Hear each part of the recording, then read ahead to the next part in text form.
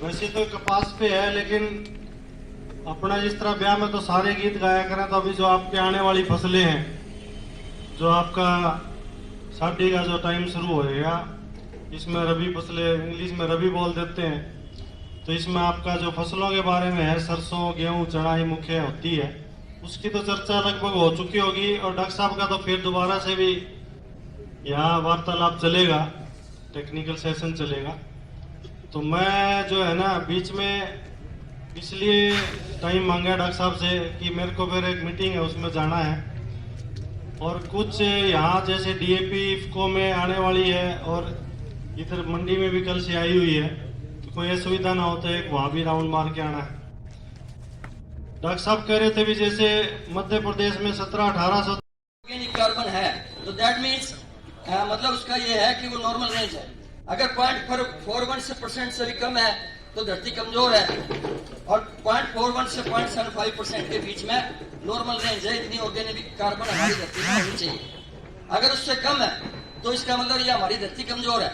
लेकिन और ज्यादातर देखने में आया है, जो मिट्टी के टेस्ट होते हैं, मिट्टी के परीक्षण हो रहे हैं टेस्टिंग लेबोरेटरी में, उसमें हमारी जो ऑर्गेनिक कार्बन है 0.2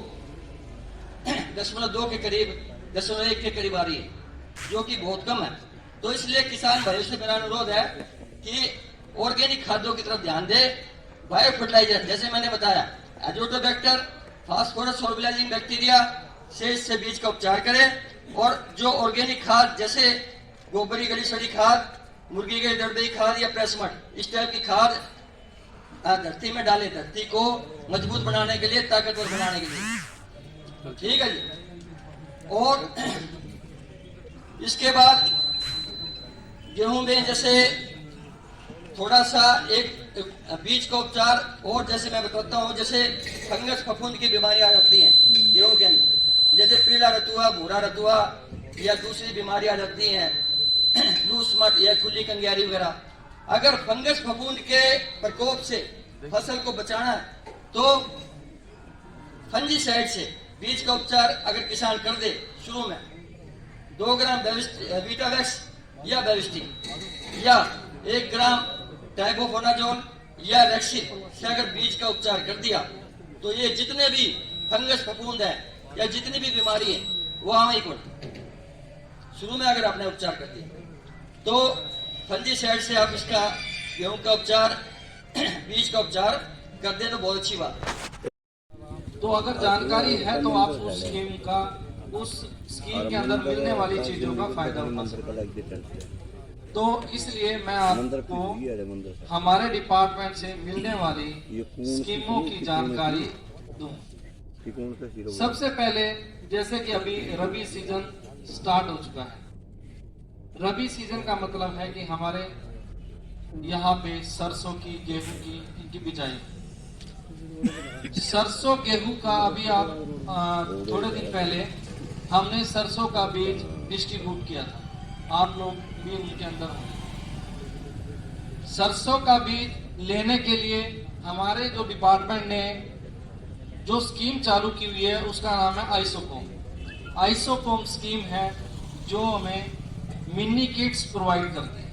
मिनी किट का मतलब है कि हमें एक थैली जिसके अंदर 2-2 किलो बीज होता है वो किसान को देनी होती है।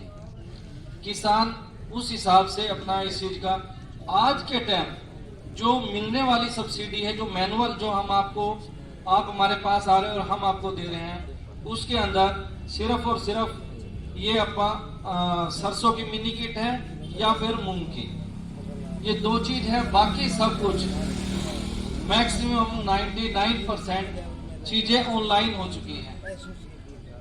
ऑनलाइन मतलब कोई भी बिजाई से पहले जो भी हमें बिजाई करनी है, उससे पहले आप लोग हमारी एग्रीकल्चर की एक साइट है उस पर जाए, agriharyana.in/agriharyana.org, ये 2-3 साइट है, उस पर आप जाओगे तो हमारा इसका एग्रीकल्चर के बारे में जितनी स्कीमें हैं उसके बारे में आप लोगों को पता चल जाएगा।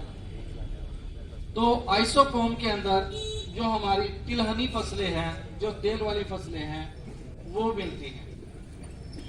अब जैसे जिसके बारे में हमने कैंप लगाया हुआ है, PCCH, promotion of cotton cultivation.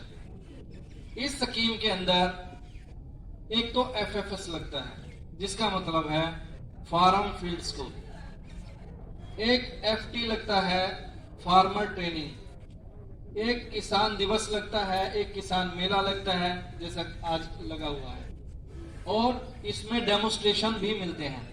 लेकिन डेमोस्ट्रेशन किस हिसाब से मिलते हैं? वो ऑनलाइन के हिसाब से। अगर आपने ऑनलाइन अप्लाई किया हुआ है तो आपको वो चीज मिल जाएगी। हमारे यहाँ इस सीजन में की जरूरत कितनी पड़ती है, इन्होंने 6000 का भी जिक्र किया। मैं 6000 को बिल्कुल जायज करने जा रहा हूँ। वो क्यों करने जा रहा हूँ, इसलिए पूछ रहा हूँ ये बात। सर जी आप बताओगे, थोड़ा सा कोशिश करियो। बहुत अच्छी बातें पूछ रहे थे, मोलिया के बारे में आपने पूछा। ऐसे बहुत ही कम होते हैं जो नहीं एन चोंदी चोंदी बात पूछे, कोई एन असली असली बात। ये ठीक बात है। चलो 1000 दाने ले लेना। और धनतेरस का ठीक आज है, कम थी। आज धन चौदस मान लो के बात है। धनतेरस के 14 तो कौन बड़ी इसका धन है। सुनार की दुकान पर गए होगे आपने, मिली ग्रामों तक सोना तोल लिया होगा, चांदी तोल ली होगा।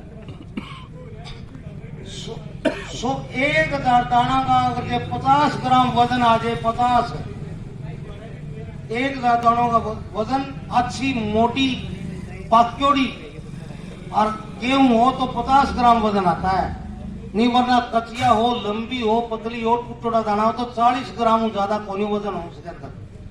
तो 8 लाख दाने पाएंगे। एक अच्छा ग्रेडेड थैला हो तो 8 लाख 40 किलो में गुणा करके देख लो। तो मैं मोटी सी बात बताई है। और जिसका 40 ग्राम वजन होता है उसका 10 लाख होते हैं।